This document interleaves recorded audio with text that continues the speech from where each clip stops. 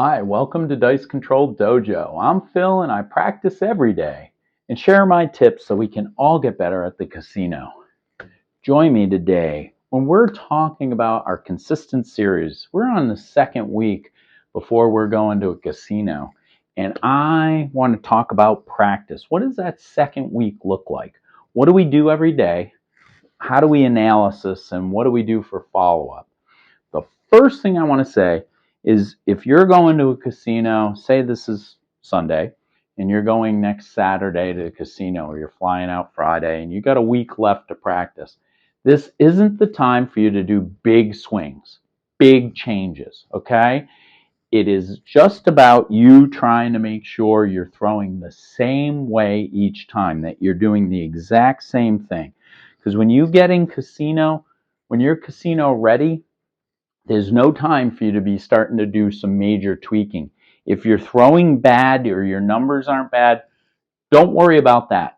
Just worry about your mechanics, okay? Don't worry about the numbers. I got to say, today's numbers were fantastic. I have had some massive, massive, massive throws. My primary hits have been off the hook, and I've been consistently hitting prime and hitting secondary on axis numbers. So I am just thrilled with how I'm throwing. And this is only the beginning of the week. By the end of the week, I may have a nightmare. So that's what I'm trying to say to you. However, don't even look at these numbers because they don't mean anything. What I am noticing is my muscle memory is getting much better. I'm having very consistent throws, and they're landing very well. They're landing and they're sitting pretty. I can't ask for anything else. When you go to the casino and the casino may be bouncy or there might be other variables to it, once again, we're not talking major changes. We're talking about little itty bitty tweaks, okay? No major things. Don't change sets. Don't change your swing or your style. Stick with what you know and know what you're sticking with, all right? Don't change that. Don't change your way of throwing because you're consistently throwing sevens, okay? So here's a hard eight. So I've been throwing a lot of prime numbers, but I've also thrown 1, 2, 3, 4, 5, 6, 7, 8, 9 hard ways in my 36 throws. 9 hard ways. So for whatever reason, things are clicking right now. And it's going to ebb and flow, right? So you got a whole week to go, and you're very excited on Monday. I know I throw like crap the day before I go. I almost don't want to do it, but I just want to get the muscle memory down. So if anything, if you're not going to do a 1-hour practice like I have in my website, my YouTube channel, at least just make sure you go out there. Don't score it. Don't look at the numbers. Don't do anything like that.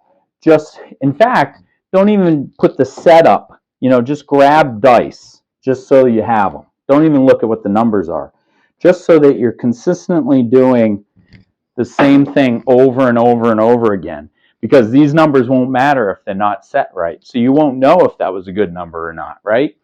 What you're looking for, are you doing the things that you trained last week for? Am I grabbing the dice nice and gently? All right, yes. Am I setting up my turn so I have a 45-degree angle? Yes. Are my fingers aligned? Yes. Will they almost fall out of my hands before I release? Yes. Is my back swing a straight across like I'm painting versus a yes? And then on my follow through, is it going to be with my thumb pointed where I want? Yes. And it's forward? Yes. So this is the numbers you're looking for. I don't care that what I threw for the number. Did it look good? Videotape yourself.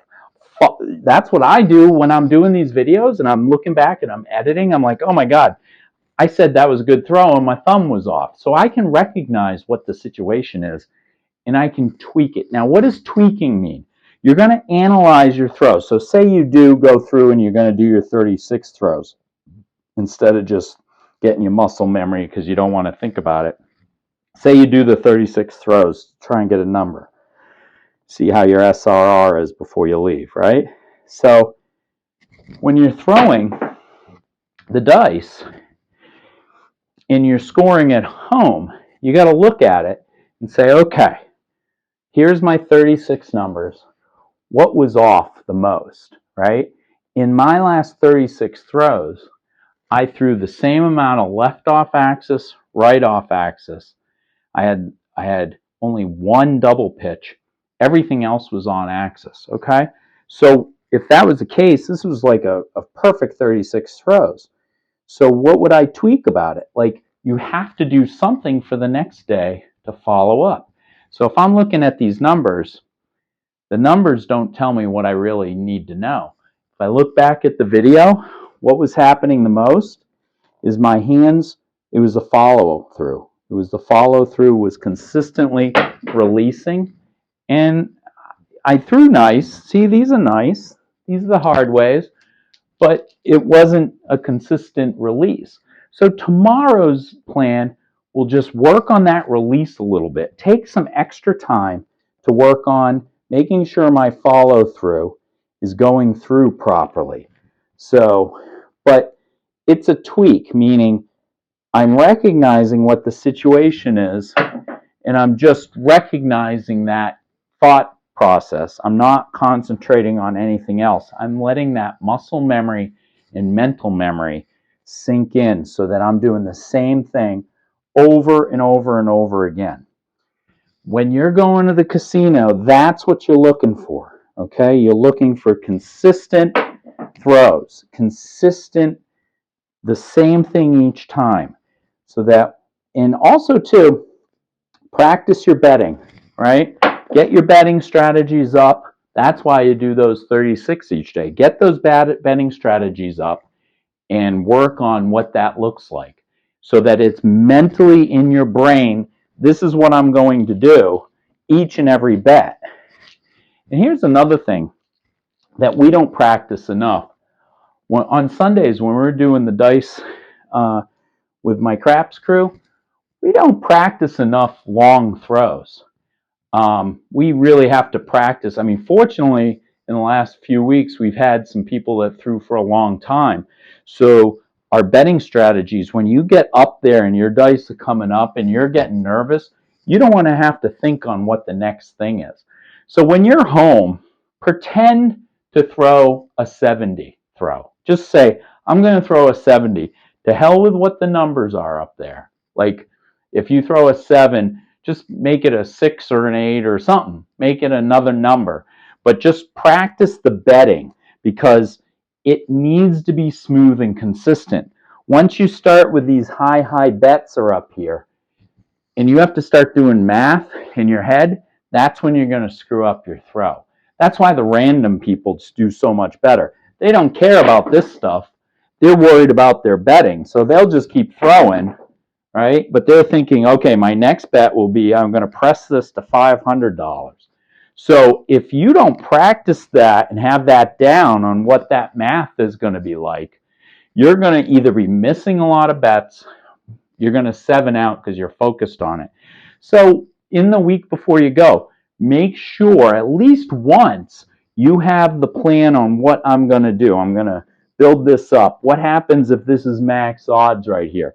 I'm going to put a place bet down. What happens if I'm maxed out on this bet? What happens if I've pressed up and I'm going to $500? How much does that pay? All this math should be going on, and I'm going to tell you, do it while you're throwing and do it quickly so you can practice those and being casino ready. Okay, that's an 11. Yo, okay, so I'm going to press this up. I'm going to double down on this. I'm going to increase this bet. I'm going to put $10 on the horn high. Yo, whatever you're going to be doing, get it ready to go so that when your throw goes, right, the first thing you do, it's a 6. Okay, I'm going to press the 6 up another $60. That should give me $72. They're going to give me that. I'm putting that in my rack. And then now, what do I do if I get my next bet? I'm thinking about that. All right, my 4, I'm going to press this.